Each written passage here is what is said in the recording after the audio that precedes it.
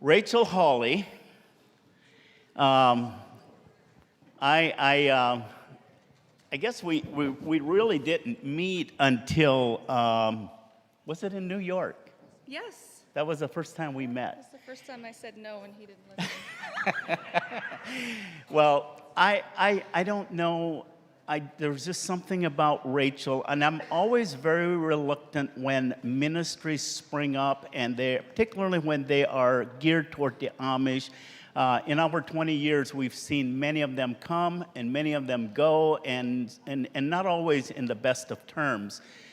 But the more I've been around Rachel, the more I have seen just a realness come out of her. And I said, Rachel, I just want you to come and share. And so, Rachel, I know you have lots to talk Thank you. Well, hello, everyone. Good evening. That is the word everybody's been saying. Give these kids a round of applause. This is what it's all about. It's about the kids. So, thank you for having me, and I don't like talking about myself. I told Joe no twice. You can see who won. He's like that. So anyways, my name is Rachel Hawley. I was a Hirschberger when I grew up. I grew up in southern Minnesota in a Schwarzentrooper Amish, and was very, very secluded and very tight-knit communities where I grew up. My grandpa moved his community from Ohio, the Worcester area, into Minnesota in like 1974, just like overnight. He packed up his family and moved. And I was born there. And I remember growing up, it was the only Amish I ever knew. There was the only Amish there. So that's all I knew. And they would talk about Sod Amish. And now I know those are Mennonites. And there's many different kinds. But that's really the only Amish that they would talk about. So I didn't even know there's this many other Amish out there. I remember one of the first times I saw a different Amish was at a hospital. And I'm like, well, who's that? And they're like, well, that's, a certain type of Amish out of Ohio. And I'm like, well, that hat is pretty funny. It wasn't the hat that my dad wore and everybody there wore. So that was probably the first time that I realized that there's many other Amish communities out there. We didn't go traveling. We didn't get to go anywhere. We were just stuck there. So that's kind of how I grew up. So I'll tell you a little bit more how I grew up. But anyways, It's hard to understand, all the different Amish when you don't see it, you're not around it, and all that kind of stuff. And we also didn't have, the temptations of maybe joining another church, because that was absolutely forbidden, when we realized later on there's other Amish, but that was forbidden. In the Schwarzentrooper Amish, you can't do that. So anyways, I left the Amish when I was 16 years old. I was saved in 2018. I stepped out of the boat in 2020. Am I done now? No. See, he keeps saying no. So how did I get here? And so I had a whole nother speech prepared that I was going to talk about. And I was actually going to talk about another story about stepping out of the boat. Who here... Oh, thank you. You were so nice. Who here knows who Chakabet is? 1, 2. Okay, there's a couple of you. So the people who raised their hands, that's the mother of Moses. And I want to talk about when she put her baby into a basket and she let him go. That's a boat she stepped out of. So the people that raised, if you don't know, the story of Moses, because I don't know if I'm going to get to it. The people who raised their hands, go to them and ask them. Because in the last 48 hours, there's been some things happening, and I feel like I do have to talk about how I got here. I was going to jump right over that and talk about Moses. because she put her baby into a basket and she let him go, and she did not know. Jesus wasn't standing there and saying, "Come."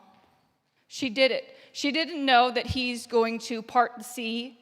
She didn't know he was going to rescue them from slavery and all of the things Moses did. And I would love to talk about that. I love the Old Testament. I love talking about that. But I'm going to talk about how I grew up. I grew up a little Trooper Amish girl. Who here knows any Trooper Amish? They're stubborn. Now you know several.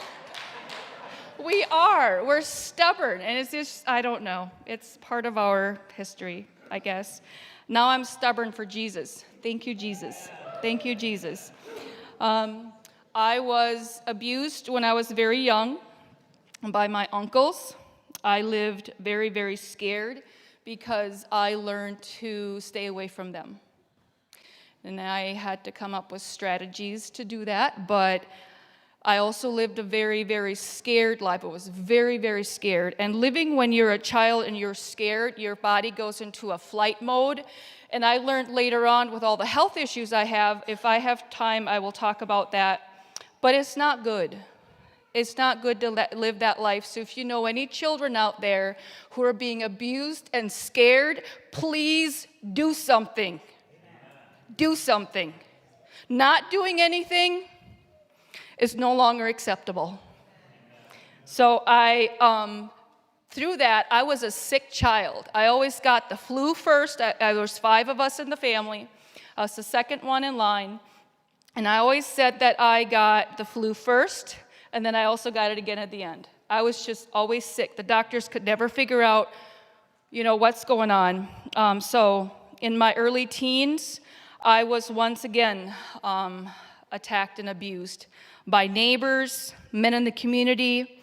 It was not a safe place no matter what. There's lots I could say about that, but anyways, so at 16, I left, and I had a pretty big chip on my shoulder when I left. I didn't even know who Jesus was when I left.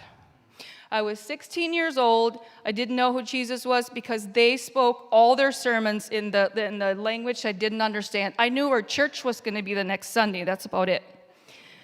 And so before I turned 17, I was naive. I left, and I thought I was going to be safe. I was groomed and abused again before I turned 17.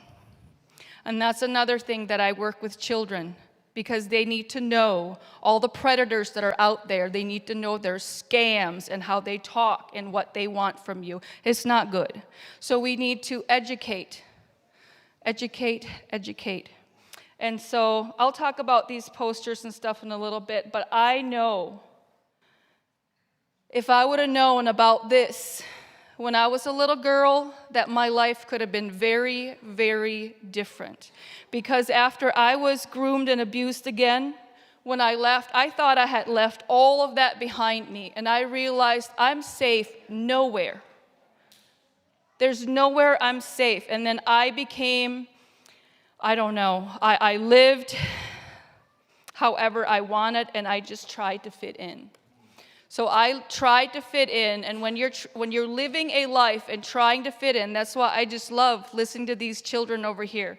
They already know, they already have a path. I was all over the place. There was nowhere it was safe, so I just wanted to fit in, and there was a lot of things that happened. And I know that I always said, I know God. I did go to church every once in a while, and I found out about who Jesus was, and I said, I know about God. I'm all right.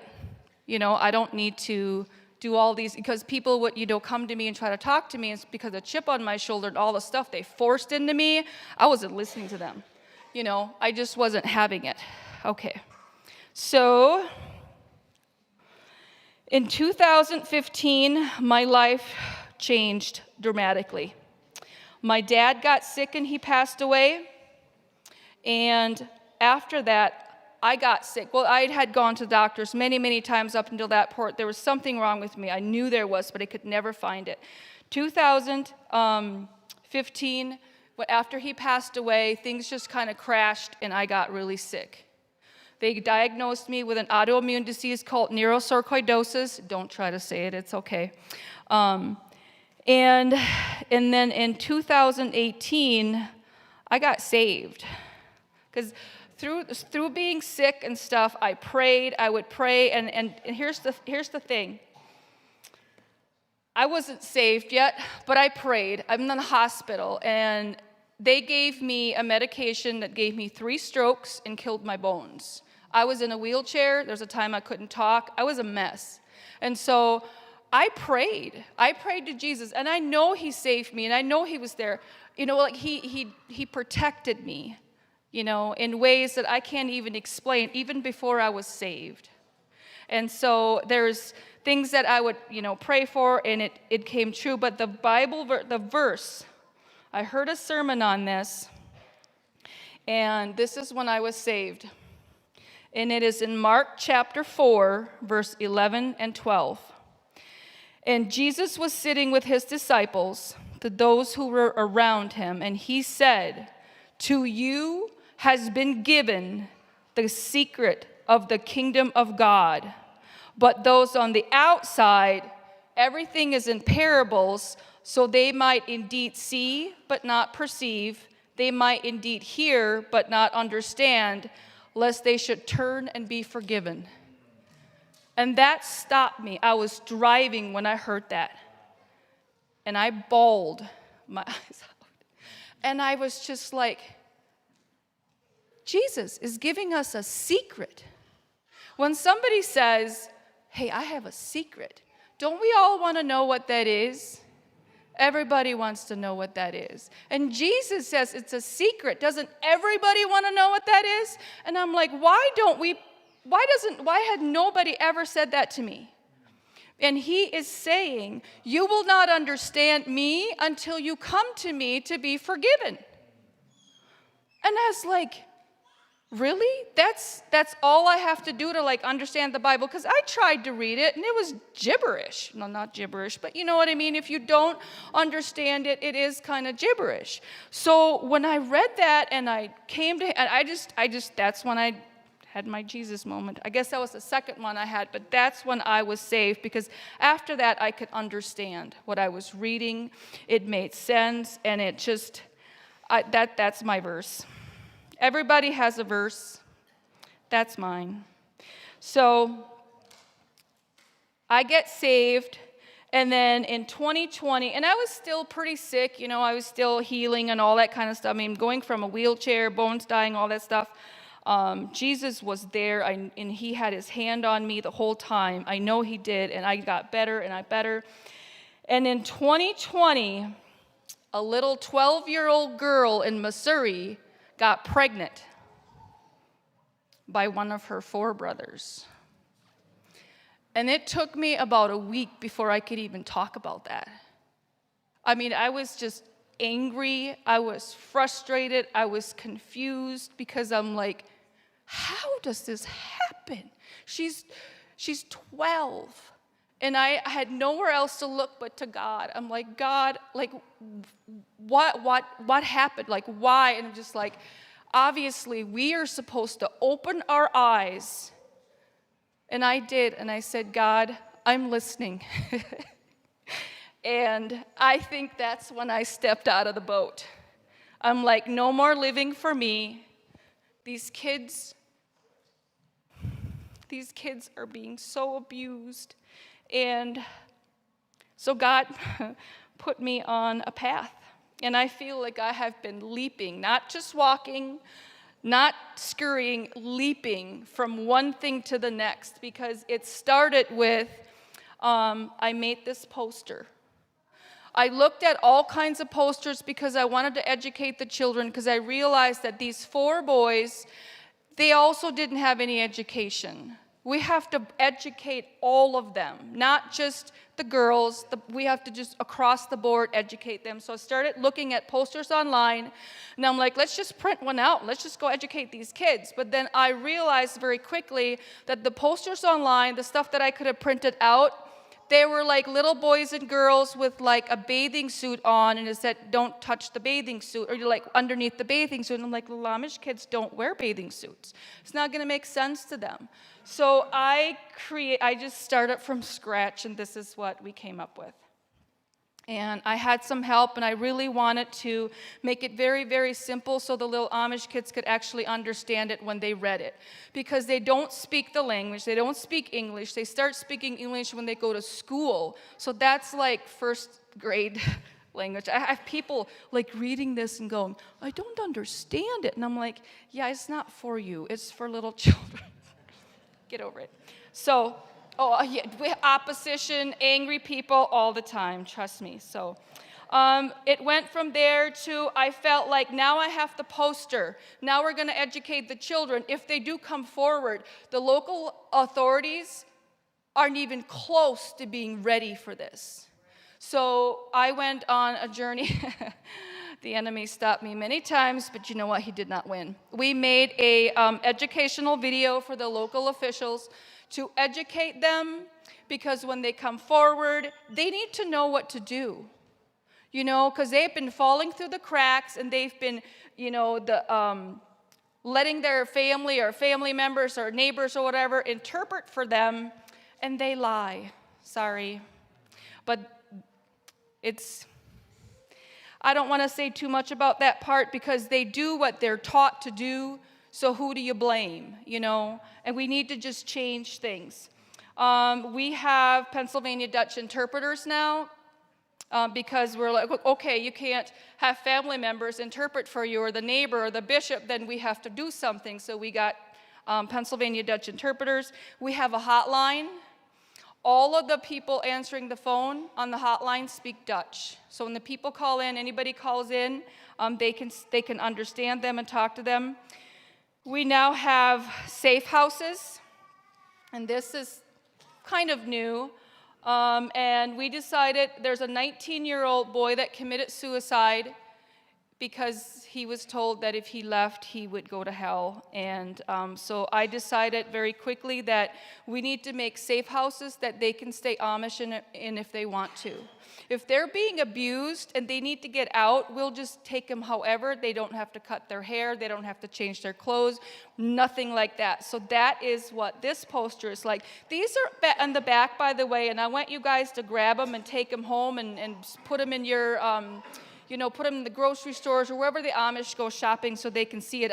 We had somebody call in through the hotline, and it was a gentleman who found one of these posters, and he was just asking us what it was about. And that was a poster that was hung up. A lot of the calls that are coming in are from the Amish kids who find phones. I'm not going to lie. So, and we also went and we put up a billboard. So that is in Berkholz, Ohio. That one was a fun one. The first billboard completely disappeared. We still don't know where it is. So ordered another one, and the second one we put up. And let's see. There's a lot of things coming up so quickly right now. There's a property in Ohio I'm maybe talking about a little bit more. Like it says on here, New York, because I was there setting up safe houses. But I'm actually from Minnesota, so it's kind of confusing, but I might end up in Ohio. I don't know yet. So the property in Ohio, yep, I'll talk about that maybe in a little bit. Something that just came up yesterday. I was here, and I decided to take a little break, and I went out in my car, and I was just relaxing a little bit, and my phone rings. And the phone came in with the area code of a case that we have been working with in Wisconsin, and I'm like, probably somebody from there, and I answered it. And it was the sheriff, somebody from the sheriff, and they are asking us to come and educate them.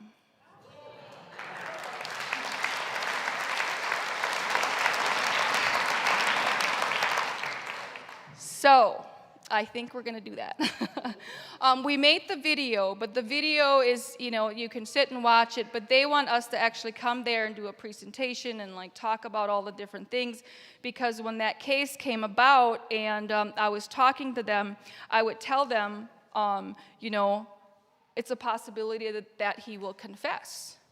And I said that they will actually punish the person who is reporting it more than the person who did this abuse. And he was abusing his daughter. And he's like, this sounds like the Twilight Zone. And I'm like, yeah, I know, but this is just kind of how it happens.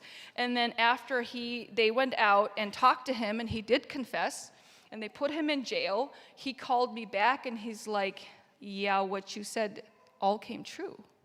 And I think that's why now they're reaching out and they're saying they do want some more education. That's actually the second time that we were asked to do education. The first time I'm like, yeah, somebody just trying to be nice. Oh, and that's the thing. We go around and we drop off packets to all the sheriff's stations, and we have this information in it. I should have brought a packet down, but I didn't. They're out by the little table.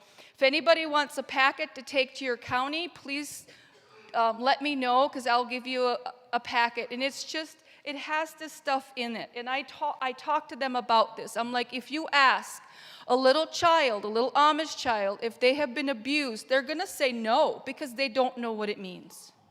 So we have to we have to educate them on how to do it and how to do it right. So that was the second time I was asked, and I'm going to take this one seriously, and we're going to do it. We're going to do it. So I'm not sure who's going to do the training yet, but we'll figure it out. I skipped over some things. When I was living my life in doing whatever I wanted, and I wasn't a Christian at all. I thought I knew God, and I thought I was doing well. I got married, and he was a cheater. And I tried to, for many years, I forgave him. And we'd have, an okay time again until he would do it again. And then one day, I got a phone call from his dad. It would have been my father-in-law. And he told me that he has a whole nother life with another woman, with a child, a dog, the house, the whole works. And that time I was done.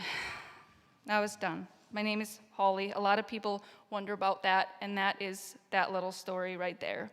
So I do want to talk about the last 48 hours.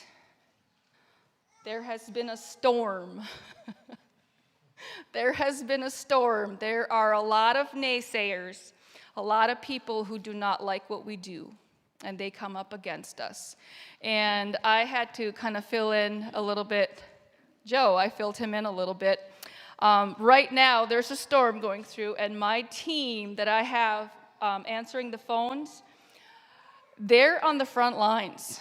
They're on the front lines handling this while I'm here, while this is happening. Malin has been attacked. Eli Yoder is being attacked. Amish Rescue Mission is being attacked. But this person that's attacking us, she also helps. She was a victim. Very, very, very abused. She's also reaching out and helping other people. But we see things differently, and we were kind of working together until she saw that Joe and I were friends on Facebook, and he had went to the January 6th. What was it even called? The January 6th gathering in Washington. She saw that we were friends, and then after that, that's when she started attacking us with everything and anything that she could find. And this week, she decided to do it again. So, Joe and I are still going to be friends. Attack away. So these are the naysayers.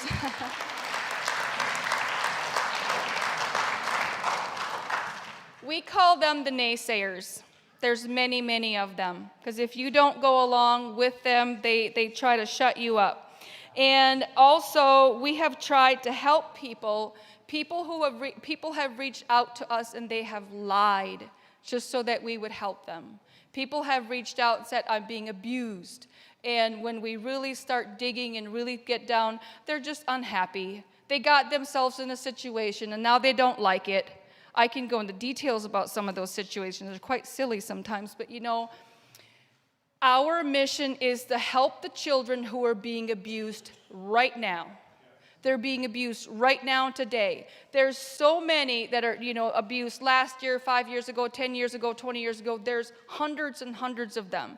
But our focus is right now, and that's what we try to tell them. And so they will lie and they will say they're being abused right now.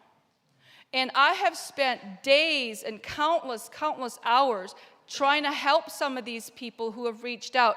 One comes to mind. She's in her 40s. And when I'm talking about countless hours trying to find her a home,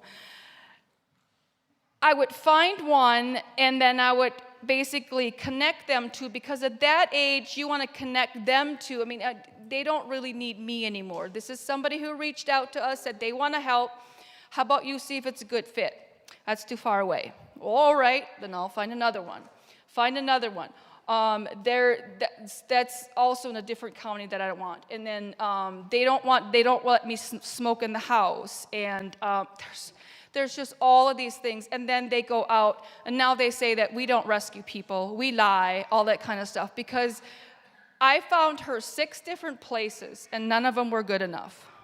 Those are the people that we call the naysayers, because then they come up against us. And I'm sure, Joe, there's people that no matter what you do, they're going to just come against us. And I have a Bible verse that I want to read. It's Luke 9, 49 through 50.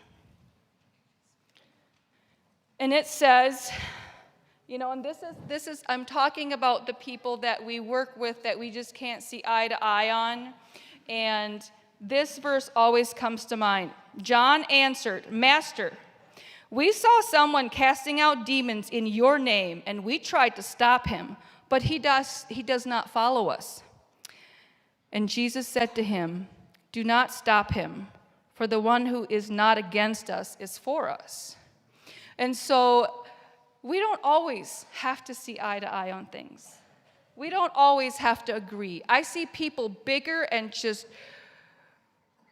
the Facebook, the keyboard warriors, we're in a war right now, and it's behind the keyboards and stuff. How they lash out at one another it just hurts. And it's like, I go to this verse right now. We're not always going to say the same things. We're not always going to line up. But he says, if they're not against us, leave them alone. So that's my thing.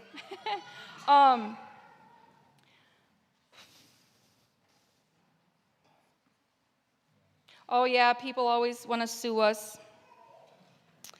And another Bible verse. I'm doing pretty good.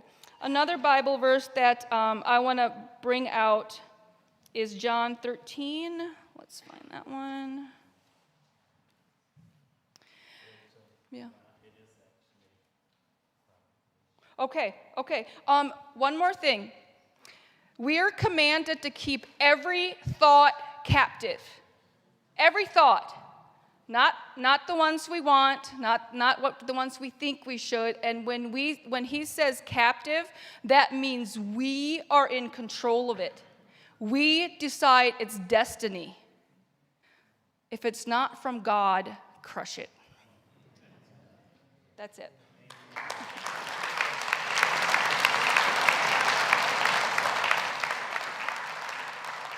It was telling me, climb out of the boat,